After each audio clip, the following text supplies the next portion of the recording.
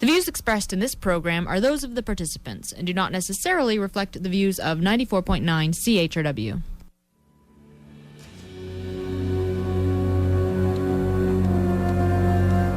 I guess you're not going to tell me what I'm supposed to draw. That would be too easy, wouldn't it?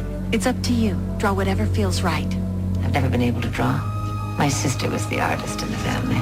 And you were the scientist. It's true. When other children were outside playing games, I was doing mathematics problems.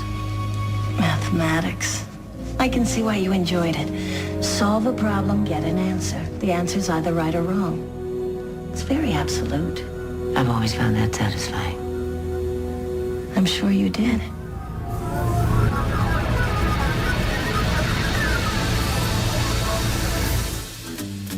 Good morning, London. It is Thursday, March 15, 2012. I'm Bob Metz. And I'm Robert Vaughan. And this is Just Right on CHRW 94.9 FM. Where we'll be with you from now until noon.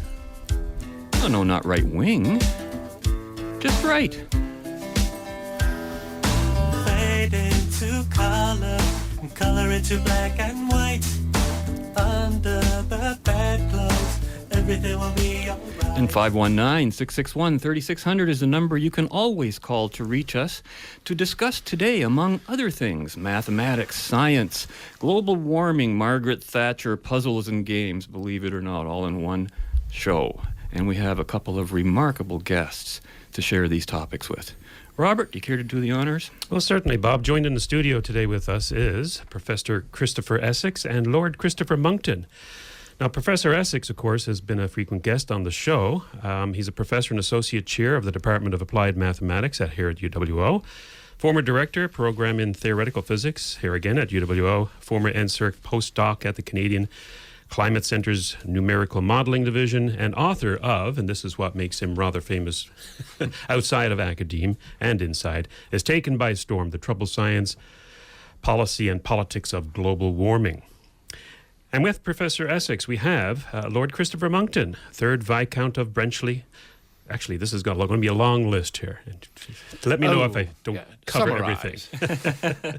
3rd Viscount of Brenchley, special advisor to Margaret Thatcher from 82 to 86, graduate of Cambridge's Churchill College and Cardiff University, entrepreneur, journalist, consultant, orator, classical architect, autodidactic mathematician, and inventor. Did I cover all the bases, or at least most of them, Lord Monckton? A few of them. Okay. Now, Lord Monckton, of course, is in London as part of a 6-week speaking tour of North America. He'll be giving the 2012 Nuremberg Lecture on Monday here at March 19th at 7:30 p.m. in Conran Hall, University College, room 224. His lecture is entitled The Courtier's Conundrum: How Can the Inexpert Advisor Advise Expertly? Do I have that right? Welcome to you both. Nice to be here. Likewise. Yes, it seems both our guests are notorious as deniers of global warming. I thought we'd kick off the show with that issue, perhaps. It seems to be almost symbolic that you should appear today on our show just right here in London, Ontario, on what might be the warmest day on record for this day. I mean, it is, after all, still winter, isn't it, Robert? It is supposed to be. winter, yeah. And we normally have snow on the ground, and here it is like summer. Now, Christopher, didn't I tell you that would be the first thing they would ask? It's the place to start. And it's been the mildest winter in southern Ontario that we've ever had. I've never really seen one like this. So are we in trouble, or should we be celebrating our good fortune? Well, the first thing is there are some countries in the world where if the world were to warm up as much as the usual suspects think, they would get an advantage. Scotland, where I come from, is one of them, and Canada, where you come from and where we're speaking from today to people listening all over the world, is another. And so if global warming were as real a problem as the usual suspects say, if we were going to see something like, say, 3 Celsius of warming over the 21st century, this would be a splendid blessing for Canada. So don't knock it. And all the so-called extreme consequences of such warming, were it to occur, have been rather overblown. Let me test your knowledge here, you two presenters. Uh-oh, now we're in trouble, Robert. At what rate, expressed as a rate per century, has sea level been rising over most of the last decade? 1.3 inches. Very good. Give this man a cigar. 3 centimetres if you happen to be Canadian. That's right. 3 centimetres per century. Now, is this a problem? Answer, no, of course it isn't. How much has temperature risen over the last 12 or 14 years? Not enough around here. Exactly. It hasn't risen at all. It's not 1.3 inches, I know. So, very good. Yes, you're learning fast.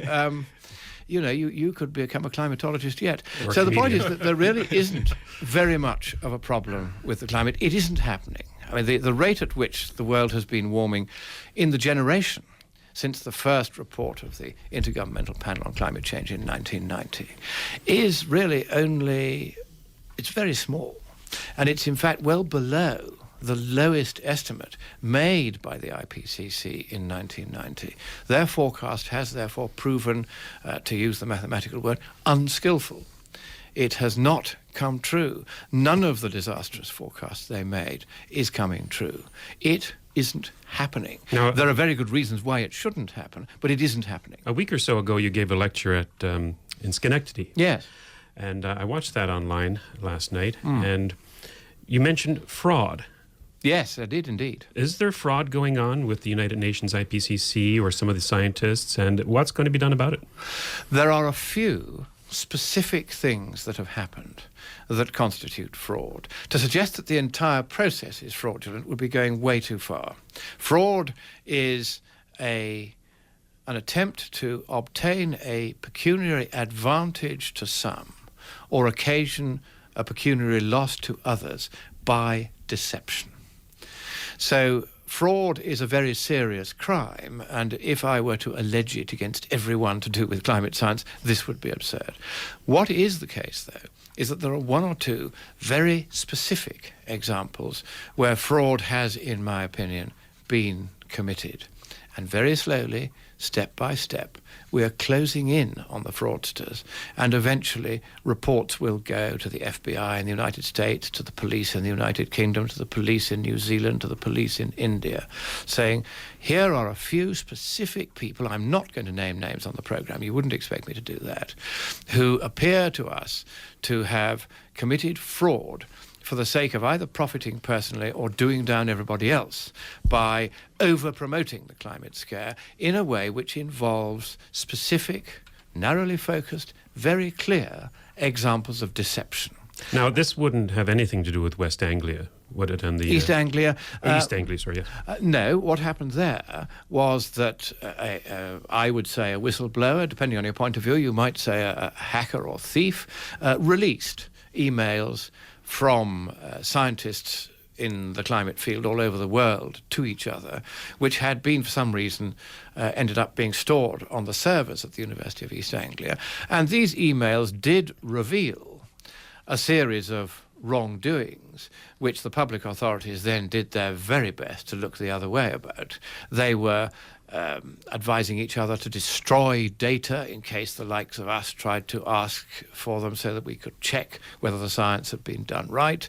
There was clear evidence that they were tampering with the data. They were trying to conceal the fact that, for instance, the reconstructions of temperature using the widths of tree rings, which is what they've been using to try to find out what temperature changes happened in the last 1,000 years before we had thermometers to measure them. They were saying that in the 1960s, the tree ring data showed temperatures falling sharply when, in fact, the thermometers showed temperatures rising somewhat. And this huge discrepancy was concealed by a trick to hide the decline which the tree ring records were showing. Now that decline was in fact their words in the email. That's right. And they were saying this is Michael Mann's nature trick, because he'd done this before apparently, to hide the fact that the tree ring data are not a skillful way of showing what happened before, because in the period where we have both the tree ring data and the temperatures from thermometers, the thermometers were showing temperatures going in one direction and the tree rings showing it going completely the opposite direction, and they wanted to conceal that. Was it that there's more factors that go into the width of the tree ring, certainly, than temperature? There's water and CO2 levels. You're very well informed, exactly. If there's more rainfall, you get a wider tree ring. If there's warmer weather, you get a wider tree ring. If there's more CO2 fertilization, as it's called, you get a wider tree ring. Can they tease those factors out at all? They pretend that they can, but in practice they can't. No, I don't think so. I think Why it's use very, it at very all then? challenging. Yeah. No, Well, I guess the reason why they use it is because it's the best we can do. So Actually, it it's isn't the best we can do. It's an interesting scientific thing to try. The question is, when do you take it too far? That's what we're really talking about here. As to the best we can do, I mean, what other evidence is there? The IPCC said you shouldn't use tree rings, particularly from the trees that they were using. I was referring bristlecone to the whole business of proxy data and paleoclimate information in general. That's the best we can do, and usually all of it is problematic. Yes, some tree rings in particular, the IPCC said don't use those until Michael Mann and his colleagues came along and, largely using tree rings, pretended there had been no medieval warm period warmer than the present, and that therefore today's temperatures are warmest in 1300 years and it's all our fault and it's doom and gloom. That isn't true. There's an enormous amount of evidence from all over the world, archaeological, historical and scientific, that establishes that the medieval warm period was real, was global, and was considerably warmer in some places than the present, and at least as warm as the present. Now, what do you gentlemen consider to be the public opinion today about global warming? Because I see this pendulum swinging the other way. I think that you go first. Well, I just want to bring up something which I think maybe the listeners might not be aware of, is the whole the email record that we're talking about, which is the famous ClimateGate emails. There is this dimension of the news, the inability to transmit very important information. So the information that people have about the release of these emails has not been widely transmitted through the normal channels. And the reason they give is that this information was released unauthorized. It was not an authorized release of these emails, while at the same time, these same media channels are quite happy to make a big deal out of information coming out of WikiLeaks. That's not really a problem. But when it came out of ClimateGate, that was used as a pretext not to release the information, which made it so that many people don't really know what's in there. And then they had a series of hearings about ClimateGate in which they didn't actually speak to people who were referred to in the ClimateGate emails and ask them what was correct and wasn't correct. They really whitewashed the whole thing. So there's a very strange inconsistency. There's a part of the world who thinks, yes, there was nothing to be seen there, and then there are people who've never heard of it. But the reality is, when you look at what was actually said, and people who, a fair number of people do know, people were stopping me in the street here in Western saying, well, Chris, you've been vindicated. It's really what you've been saying has been happening. And there you have some real concrete evidence to that effect. I can support that because I was named in the emails. So I wrote to the head of one of the inquiries just after he'd been appointed, saying, I want to give evidence on the matters about which they're calling me names, and about other matters that I've seen in these emails where I have some information that the inquiries could usefully use. I got no reply. I emailed again and got no reply. I waited a few weeks and emailed again, and then got a reply from the assistant to the inquiry saying that the evidence period was now closed and that they weren't willing to hear any testimony from me. So there's no way that these inquiries, any of them, were fairly conducted. The fact is, the governing class worldwide and the scientific governing class worldwide got caught with its pants down when these emails came out, and they did their damnedest to cover it all up. Now, in your lecture series, you're trying to get at the fact that science is not a matter of consensus, and it doesn't really matter what the public think out there. The truth is the truth, regardless. Are you still seeing, though, just out of political curiosity, because it's the politics and the public perception which drives the taxation and the funds and the government action. What do you think is the public perception out there of climate change now? Has it changed at all? It's changed enormously. The reason why is that people can sense there's something not quite right about all this. The rather hysterical tone in which the usual suspects have been saying it's all doom and gloom. Al Gore. Al Gore is merely one. He's largely discredited now. The court case in 2007 in the UK, which exposed 9 serious errors in his movie, all of which pointed towards inventing a problem where there wasn't one and exaggerating it where there was. Lovely. And the judge said that had the Department of Education not circulated 77 pages of corrective guidance to every school in England and Wales, he would not have allowed the film to be shown. So it was a big victory for the Army of Light and Truth. Gore has been a busted flush ever since then because he really doesn't know his stuff. I've seen a copy of his speaking contract. His standard fee is between $100,000 and $300,000 for each appearance. And it specifically says that he will not take unscripted questions. And people are beginning to realize that on the true believing side, or the bedwetting side of the debate, as they call it, they don't like to engage in debate.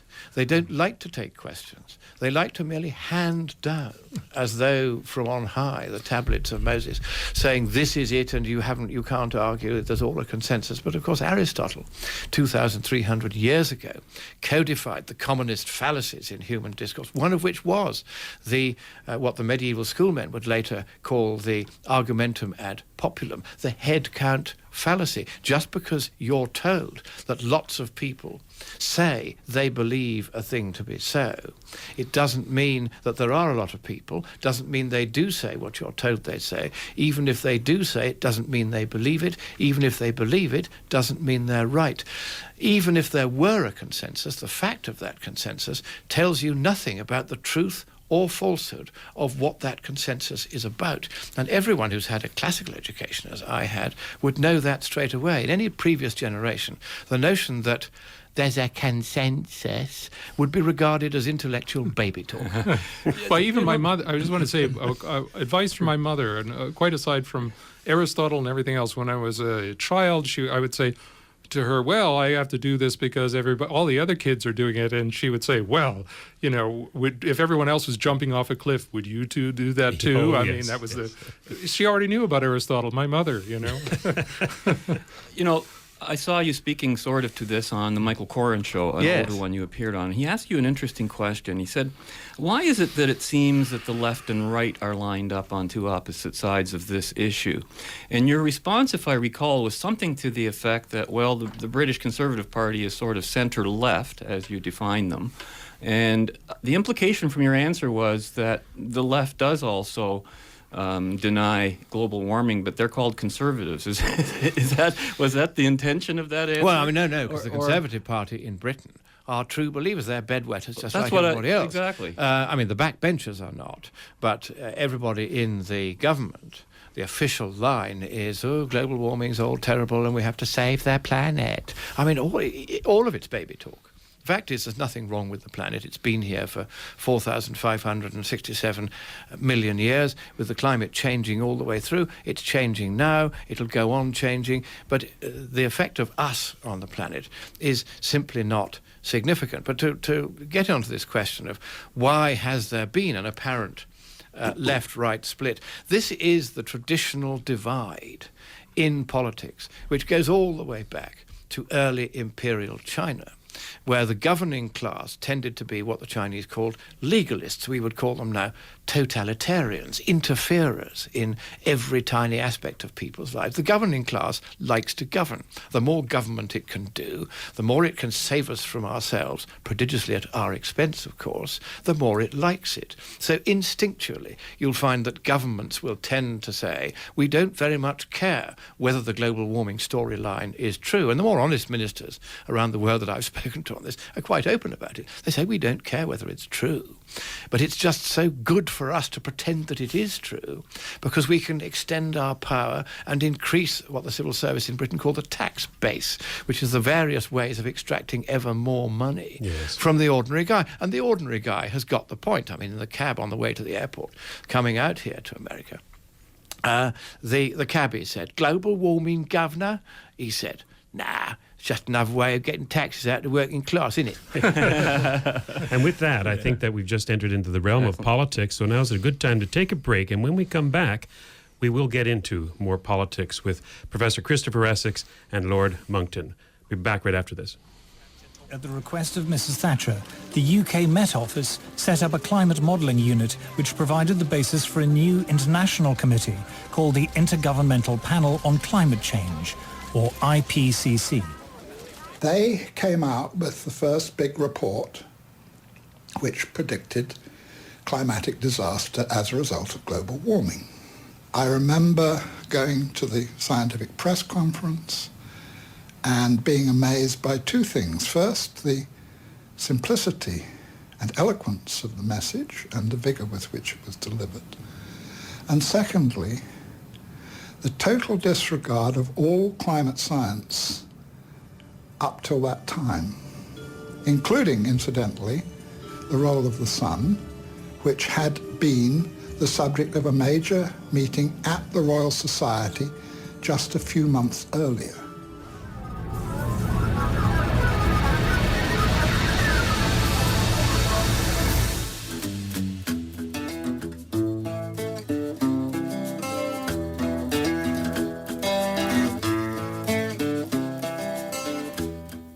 Do you know, one of the great problems of our age is that we are governed by people who care more about feelings than they do about thoughts and ideas. Now, thoughts and ideas, that interests me. Ask me what I'm thinking. What are you thinking, Margaret? What's your thoughts, for they become words? What's your words, for they become actions?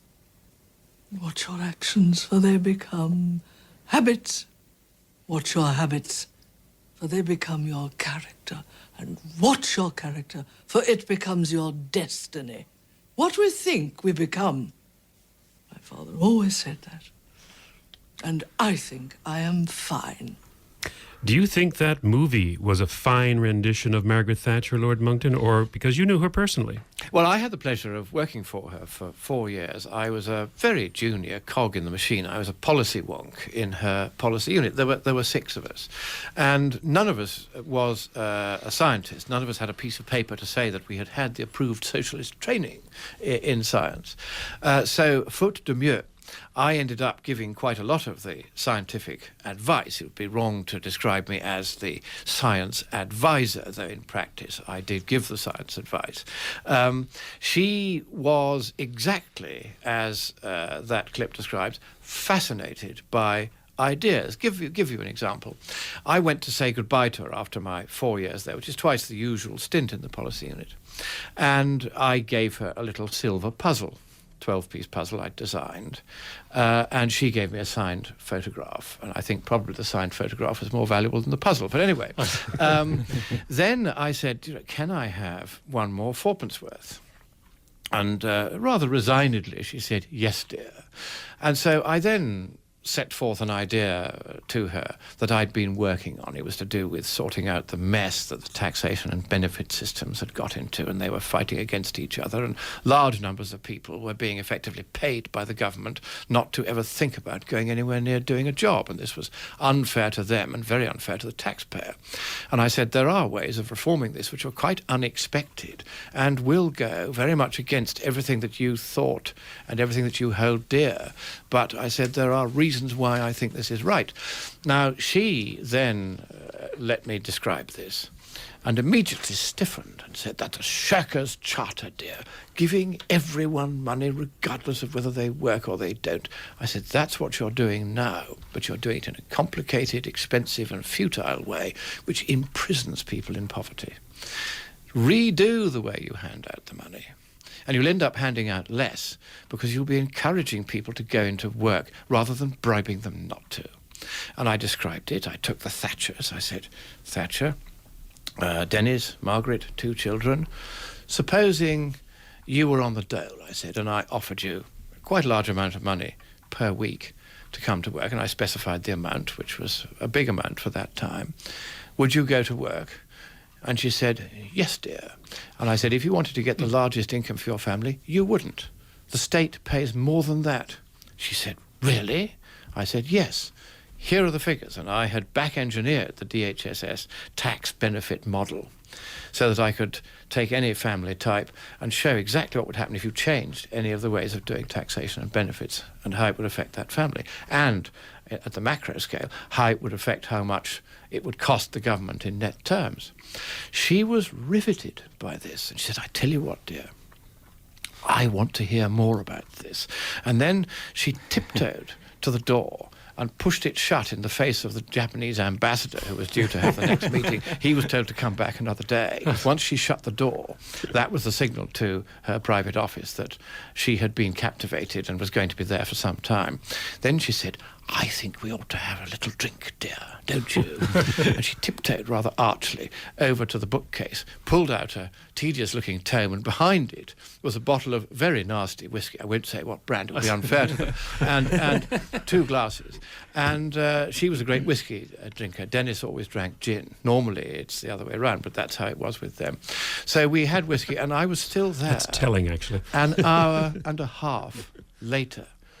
And she was hearing something that went against her every instinct. But the moment I had shown I'd done the homework, that I knew the figures, and she could see I was right, she changed her view. The Iron Lady changed her view. And she always would, provided you could provide a scientific explanation where you'd done the sums, you'd sweated the numbers, and you could explain what the truth was. And of course this made it thrilling to work for her. She always told you what she thought. Once you gave her an idea, she would always then pause. And then you had 2 choices. Cut and run, in which case she would never listen to you again, or stand your ground and argue, politely of course. There was I, a young lad of 30, and there was she, the Prime Minister of Britain. You know, one could not be too informal in that relationship. But she was very, very good to those whom she knew to be loyal to her and to her ideals. And she was endlessly willing to listen to ideas. And I found that a very exciting time, and you could see why it was that Britain was so well governed during those years, how the entire economic fortunes of the country were transformed. She won the Falklands War. She transformed the image of Britain from a declining, collapsing country which was heading to be a third world banana monarchy without even bananas and soon with no monarchy the way things were heading. She turned it once again into Great Britain. And yet now you no longer support the Conservative? Well, it's government? not the Conservative Party anymore. No. No, it's now a sort of watered-down socialist party. And the trouble with that is that they're not dealing with the hard issues. It's all about spin and PR. You know, David Cameron has never run so much a bath for himself in his life. The second footman did that, and now he's trying to run the country. Are you the deputy leader of the UKIP? I was Party? under Malcolm Pearson, the former leader. I'm now the head of policy. So head of policy of the United Kingdom Independence Party. That's right, which is the second largest British party in elections to the European Parliament. Yes, they have members, don't they? They have Absolutely, yes, citizens? we have a dozen. We've just got a new one, in fact, Roger Helmer, who was a Conservative member of the European Parliament. We've been talking of this for some years. He's now jumped ship and come and joined us as a UKIP MEP, and this is increasingly happening now. There's also a number of Conservative backbenchers in the House of Commons who, if David Cameron does not give the British people a referendum on whether we stay in or come out of the European dictatorship before the next election, then some of those after the next election will come across and join us. And we'll have our first representation in the Westminster Parliament in the Commons. Speaking of crossing the floor, so to speak, a few weeks ago, maybe a month ago, I had the privilege of interviewing Paul Weston, a former UKIP member, now head of the, or chairman of the British Freedom Party. Your opinion of the British Freedom Party? I wish that the independent-minded people who are willing to stand away from the major parties could remember that because we are so few, we should stand together. And UKIP is, for all its faults, the biggest of the freedom-loving, democracy-loving, independent-minded parties. And I don't like this splitting off, which is very prone to happen in those smaller parties precisely because you have to be independent-minded to start with. And this makes everybody much more willing to fight and go their own way. But the British Freedom Party won't really come to anything very much, I don't think. And I would like them all to come back and join us. And we stand together, because gradually the right of the Conservative Party is coming our way. 103 Conservative MPs defied their leader on the European question in the Commons the other day, as a result of which he then found himself constrained to do what he himself, as an absolute devotee of the dictatorship, to veto proposals to allow the dictatorship to take over our powers to set our own tax rates. Now, in the United States, the Madison papers, the Federalist papers, showed that they were desperately concerned to make sure there should be no taxation without representation. David Cameron would have cheerfully signed away our right to have taxation with representation. Yes, as an elected European Parliament, it can't even bring forward a bill. It's a talking shop that's there just to make it look as though the dictatorship is a democracy. It isn't. It is a dictatorship. It's run by a tiny handful of, the official German word for them, commissars. And the Conservative Party is too willing to allow our democracy to be handed over, so that now, again, according to a German government estimate, 5/6 of all the laws made in the United Kingdom and other members of the European dictatorship are actually made not by us or by anyone we elect in our parliament, still less in the European Parliament, but by the unelected commissars who tell us how we shall now have to live. Whatever else that is, it isn't democracy, and we want to change that. Okay, we're at the bottom of the hour. That's amazing stuff to hear. Going to switch our subject after this break, because we understand you're a man of many interests, including games and puzzles, which you've evolved into a big business and something very interesting that I only found out about recently. So we will return after this break. In the spring of 1986, Margaret Thatcher received an urgent and secret request from the American president. Ronald Reagan asked her to let him use British air bases for an attack on the Libyan president, Colonel Gaddafi. The Prime Minister agreed. France and other European allies had refused. It had the effect of cementing the Anglo-American alliance. There's another point. What's the good of having bases if when you want to use them, you're not allowed to by the home country? It made America realize that Britain was her real and true friend when they were hard up against it and wanted something, and that no one else in Europe was. They're a weak lot, some of them in Europe, you know. Weak, feeble.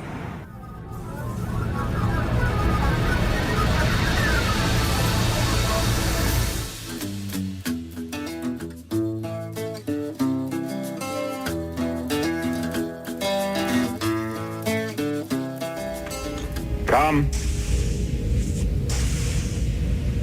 Sorry to bother you, sir. It's no bother, Wesley. Please, sit down. Thanks. There's a game going around. It's something that Commander Riker brought back from Ryza. It's a device that hooks around the ears. Yes, I've seen it. I did some preliminary tests on the game, and what I found leads me to believe that it may have some harmful side effects.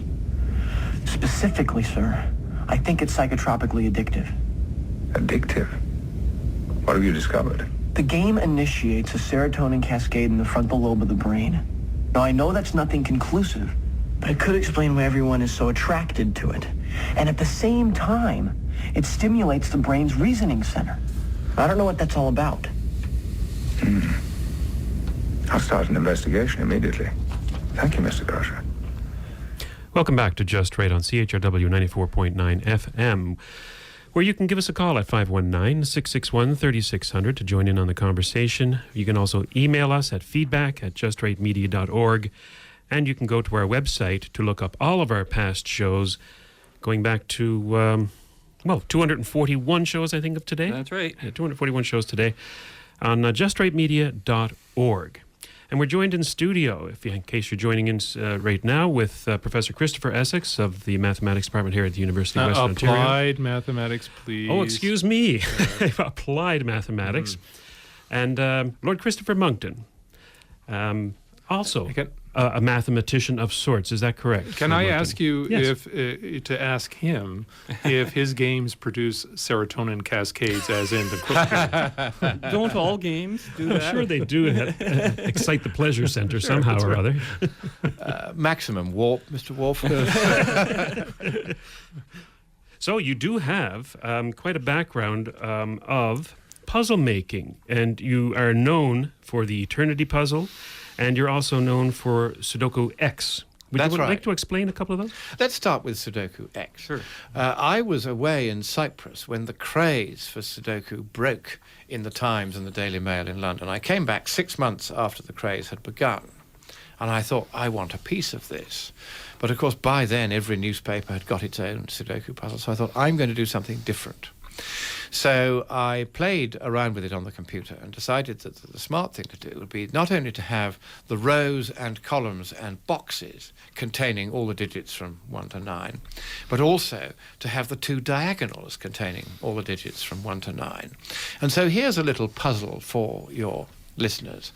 What percentage of all the boxes that could have the digits from 1 to 9 arranged in a Sudoku way could also have the diagonals containing all the digits from 1 to 9. Christopher Essex can do this in his head, but the rest of you, it may take a little longer. I can't even understand the question. All you have to do is give a number. That's okay. Yes, just guess. But anyway, that was an innovation. And I then managed to find that I could make puzzles from a 6x6 via a 9x9 to a 12x12, even a 16x16. Oh dear. And in the 16x16 puzzle, you had the 4x4 boxes, you had 8x2 boxes, 2x8 boxes, you had the rows, the columns, and the diagonals. And the really tough versions of those, because I trained the computer to set them so that they were different grades, the really tough ones could take up to a month to solve by hand. They were very, very tough. So I had great fun doing that and produced 5 books of Sudoku puzzles, the first of which sold 100,000 copies, so it was a bestseller. And I enjoyed doing that. It was a nice intellectual exercise. And then the biggest, I suppose, puzzle I've ever been involved in. Before you get onto that, yes. Lord Monckton, is a question I have, and that is that I do a Sudoku puzzle about every day. I've never, unfortunately, tried your Sudoku X, though I have seen it on the internet. Obviously not done by you, though. I mean, there's other people out there doing Sudoku X. Yeah. They are now. They're all copying. Yes, they're all copying you, but it would seem to me... I don't even get royalties when they do. Don't you? It's a chiz, really. That's terrible. But it would seem to me, and I have never done it, that having that extra constraint would actually give you more clues to be able to solve the puzzle quicker. Exactly. Therefore, you could reduce the number of digits that are given to you when you start. So you only start off with, 16? Don't so you can go right down even to a dozen and still solve the whole puzzle. That right? It makes it a very, very much more interesting puzzle, actually. Very good. Yes. Now, your Eternity process. How many books did you publish of Sudoku? 5 X? books. Yeah. Okay. With all we started out with very simple ones, and then they got bigger and bigger, and then we were doing these 16x16s, and people liked these. They found them very, very challenging. And the Daily Mail runs a Sudoku X every day, the 6x6 one. Let's hope you get royalties for that. I did to start with, and they paid me very handsomely to set them. And then the puzzle editor wanted to make some money out of this himself. So he said, we're going to cut your pay in half. And I said, no, you've agreed the fee, and that's what we do. And so I stopped doing them. And he just carried on doing them himself, which was a little naughty. And I am going to have lunch with the editor when I get back to the UK and say, well, you now owe me about £150,000 worth of royalties. Can I have a cheque, please? Or at least pick up the tab for lunch. But...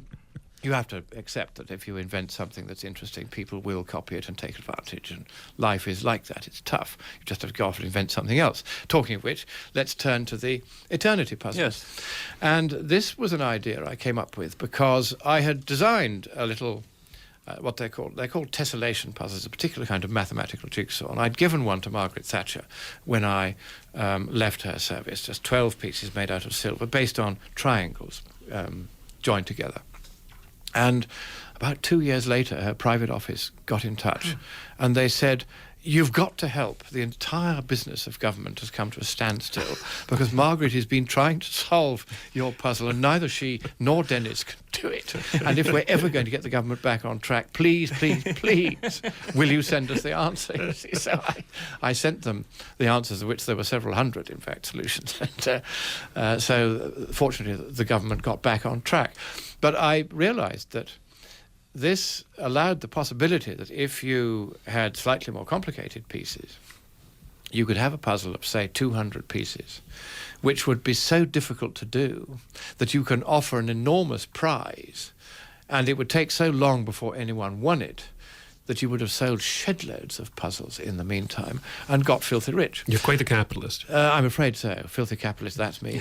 Unashamed capitalist. So I therefore designed one. I was very ill in bed at the time, and I wanted to leave something for my lovely wife, Juliet, to get some revenue from in case I pegged out, which I very nearly did. But then I got better, and I had a terrible time trying to convince the prize indemnity insurers on the London market that they should provide cover for the prize in case somebody won it too soon and we hadn't sold enough puzzles to get the revenue in to meet the prize. So I went down to London and saw the contingency insurance brokers. And I said, here is a beautiful Italian walnut mock-up of a 209-piece puzzle in the shape of a dodecagon, a 12-sided figure. And this I want you to insure for £1 million sterling, say 1.6 million Canadian dollars, that sort of thing. And they said, do you see that rectangular object behind you? Close it on your way out. I said, look, I'm a sick man. I've come all the way down from Scotland. I have an appointment to see you. I want my 20 minutes worth. And I tell you what, I've got a 12-piece puzzle here, this time based on squares rather than triangles. I'm going to give this 12-piece puzzle, which I tipped out on the table, to your assistant. And if he can do that puzzle in 20 minutes, just a 12-piece puzzle, then okay, maybe it isn't as hard as I say it is if we go up to 209 pieces. But if he can't do it in 20 minutes, I want you simply to send the big eternity puzzle to your loss adjusters. Get them to go to any mathematician they like, and let that mathematician tell them how hard it's going to be to solve this puzzle. Then you come back to me and tell me whether your lead insurance underwriter for contingency, a wonderful man called Danny Burns, a great, great character, famous throughout the industry, one of the great men in insurance, is willing to take this one on. So I gave my 20-minute spiel, at the end of which there was his poor assistant desperately trying to get these pieces of the 12-piece puzzle together. He couldn't do it. But, of course, they weren't born yesterday in Lloyd's, and so the broker said, oh, yes, but, of course, what you've given us is a puzzle that can't be solved at all, and that's why he can't do it. I said, give me the frame, give me the pieces, and in a few seconds I assembled them and said, there you are. But the clincher was that there were 2,339 distinct ways of arranging those 12 pieces in that frame, and he hadn't found even one of them in 20 minutes. And I said, that's why it's difficult. And every piece you add multiplies the difficulty by about 3. So by the time you got up to 200 pieces, it's really going to be hard. So they then said, he said, actually, that is interesting. He said, are you really willing that this could go to absolutely any mathematician in the world to be checked? I said, yes, of course. They'll all tell you. So that's what they did. I don't know which mathematician they went to, but they came back fully satisfied. So they provided the cover. Then I found a manufacturer, and the rest is history. You know, it's an incredibly creative thing that you did there. I can't imagine, do you have a visual sense of these puzzles, putting them together in your mind, or is it because of your mathematical abilities that you calculated something in advance before you approached it? How does one approach that creativity? Chris was just saying that we made mathematics seem so black and white and fascist with some of our clips, right? Because it is black and white. Something's right or wrong with math. It's not so No, it never is. That's my point. That's exactly. You must not forget Descartes and Pascal and Bernoulli, probability theory, which is dealing with where you can't get a definite answer. So a lot of maths deals with uncertainties these days, so including in the climate. But come up with this? How do you come up with a puzzle? Well, first of all, you do have to be a bit of a math nut. I've always enjoyed trying to solve puzzles, trying to create puzzles. And of course, the hard part. That's the first requirement for being a mathematician. I think yes, so, you have to be a problem solver. I mean, in politics, it's very useful to be a mathematician, or at least to have tried to wrestle with mathematics. I mean, I'm pretty much self-taught, and I don't claim to be an expert. And then the math becomes a tool in the art. It becomes, absolutely, it's a weapon, because so few people know any mathematics that if you know just a little, then in the blind world, the one-eyed man is king. And indeed, this is what Paddy Nierenberg, in whose name I'm giving the lecture today. He was a professor of applied mathematics at, in fact, one of your predecessors. Western. At Western. He had a mission, a kind of zealous mission. He wanted people to understand mathematics. He wanted it to be widely available. He didn't want it to be misused for political purposes either. He wouldn't have liked all this climate stuff. But how do you create a puzzle like that? Well, you start by wanting to solve puzzles yourselves. And here, just for fun, just for the listeners and for you here in the studio, here is a puzzle. A cylindrical hole, exactly 1 meter long, is drilled right through the center of a sphere. So it goes in one side and comes out the other. What is the volume remaining in the sphere? I'm going to give you a clue. You can solve this puzzle without resorting to spherical trigonometry and mathematical calculation. You can do it by logic, based on the information I have given you, and rather startlingly on the information I haven't given you. So let yourselves think on that. A cylindrical hole, exactly 1 meter long, is drilled right through the center of a sphere. What is the volume remaining in the sphere? Now, when I saw this puzzle, it's quite an old one, I solved it at once by logic. I can picture it, but I'm not sure even how I would answer it, in what terms. That's the thing. I solved it at once by logic. I didn't have enough mathematics in those days to check whether I was right by mathematics. But in fact, I was. And so the art in mathematics is to find the shortest way to the solution of a problem that may seem, at first blush, terribly complex. Now, sometimes there's a kind of irreducible simplicity below which you can't go, but you try to simplify things as best you can. And sometimes, particularly in policy matters, just getting a rough idea of what the answer is enough. Give you an example from Margaret Thatcher. She said to us in the policy unit one day, she said, look, I need to know whether Britain should join the exchange rate mechanism of the European Union. And this was the precursor to the now collapsed euro. And she said, I want to join if we can, because it will please my finance minister. And if we can do this in such a way it doesn't actually harm Britain, we don't need it to do any good to Britain, as long as it doesn't do any harm, I'll happily go along with it just for the sake of keeping my finance minister happy. So could you please look at it and tell me, can we do this? And we looked at it every which way, and we concluded it couldn't be done for one very, very simple reason, that the British currency was inflating at 11% at that time. All the currencies we were going to tie its exchange rate to irrevocably were inflating at only 4%. And so at whatever rate of exchange, we had locked ourselves in, because that was what this mechanism entailed, so that we fixed our exchange rate against the other currencies, and effectively it became a single currency area, which you could eventually replace the pound and everything else with the euro. We would be unable to retain that rate for any length of time, because in reality, we were losing 7% a year in value against the other currencies, because we were inflating 7% faster than they were.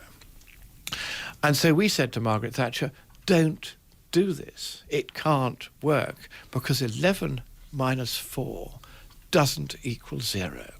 And the extraordinary thing is that sometimes policy decisions come down to a really simple equation like that. And so she, in the end, was forced into it by John Major and Douglas Hurd, two members of her cabinet, in her last month in office, when they knew she was on the way out. And they said, you've got to do this, because they didn't want to take the blame for it once John Major took over. But she did take us in, very much against her will, very much against our advice. And of course, then it failed just as spectacularly as we had said it would. We had said because of this inflation differential, in the long run, the exchange rate of a currency against another currency is absolutely determined by the inflation differential between them. And therefore, this is not going to work. The value of the pound will eventually have to fall.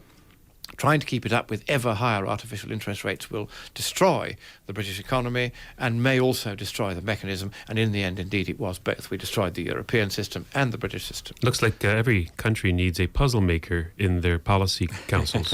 You need somebody who can understand that 11 minus 4 does not equal 0. And the thing is, you cannot, just because you're the government, repeal the laws of arithmetic. But John Major thought you could.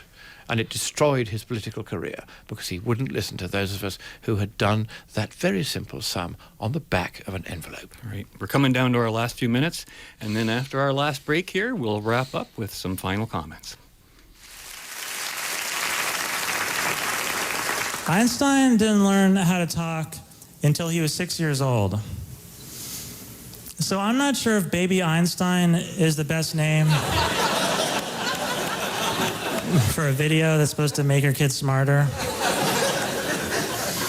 Adult Einstein was a genius. Baby Einstein was an idiot.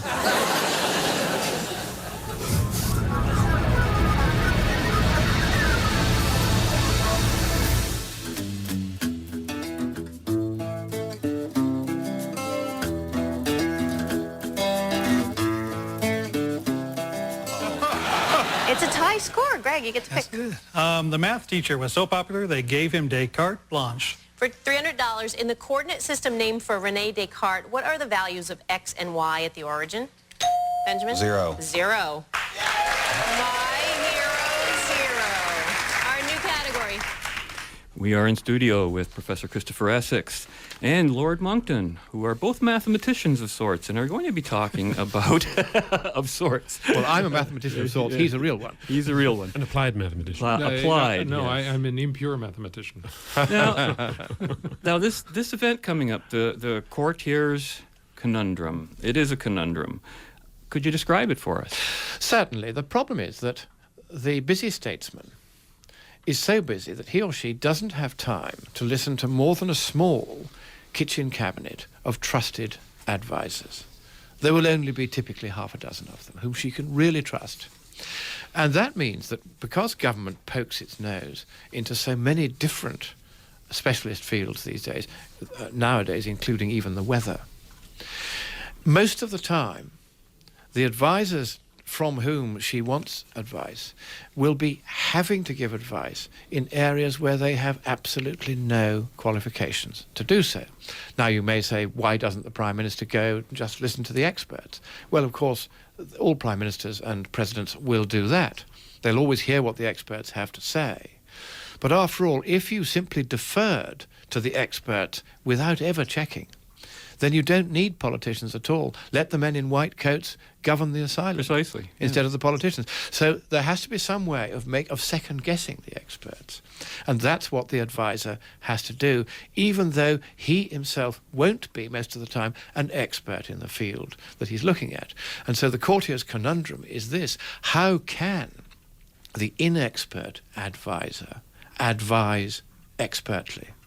And of course, each of us had to find our own ways of doing this. And I gave advice in a whole range of peculiar areas, from the hydrodynamics of warship hull forms, to the epidemiology of retroviruses, to the seaphology of working out who would win which seat at a general election.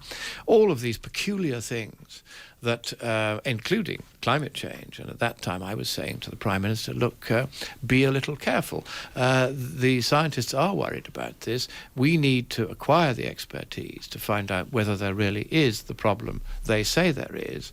But, you know, it looks like a problem from here at this stage. Sounds almost like a science of dealing with science. It is. That's very nicely put.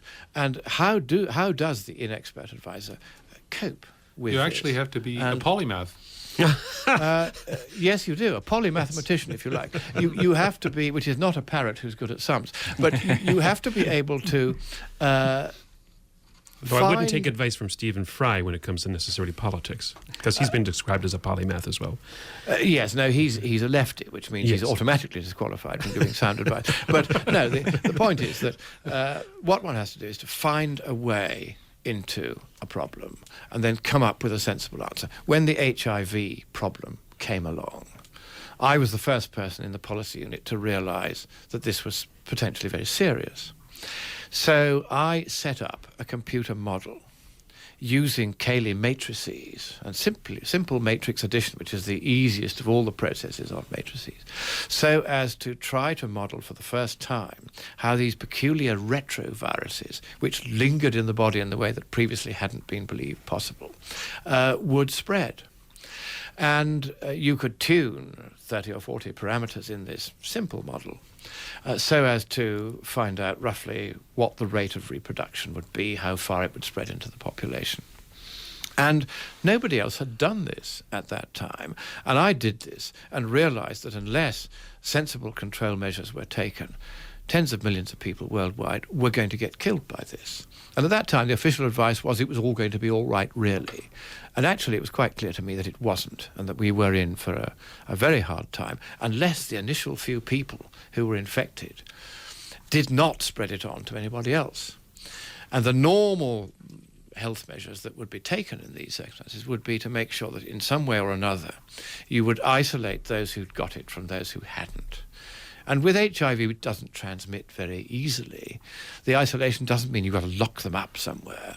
The first thing is just tell them they've got it. Test everyone, tell them they've got it, and just ask them, please don't spread it. Take the various precautions that prevent it spreading. That would probably have been enough if they'd done it early enough. But once again, the left captured this issue, and they said it would be discriminatory even to tell people they've got the virus. Result, 33 million dead since then. Of course, now if it was malaria, infected and going to die. If it was some other virus, not sexually transmitted primarily by homosexual behavior, they would have perhaps not even touched that. They would have let you go ahead and do so. Well, malaria is a good point because the left got hold of that one too, and they had DDT banned. 1.25 million children died last year because DDT is still not being used, even though the World Health Organization has recommended it should be used. I just want to say that there's a lot more to this about the issue of mathematical modeling, the formal mathematics of analyzing HIV. It came in very late, and so I think a lot of people died unnecessarily because they didn't understand the mathematics of what was going on for maybe 10 years or so. And the multi-drug treatments, which finally got it under control, really came from detailed mathematical analysis, and if people had have understood it earlier, a lot of people would have lived. It's a shame. Yes, it is. But it's the importance of mathematics. It's not just some kind of superficial thing. So there's your applied mathematics. Yes. Absolutely. And as Margaret Thatcher used to say, you have to get the big ones right, dear. There will be consequences if you don't. Yes, indeed. Gentlemen, our hour is up, believe it or not. Christopher Monckton and Christopher Essex, thank you so much for joining us today. It's been a pleasure, and we've got to go for another week. Join us again next week when we continue our journey in the right direction. Until then, be right, stay right, do right, act right, think right, and be right back here. We'll see ya.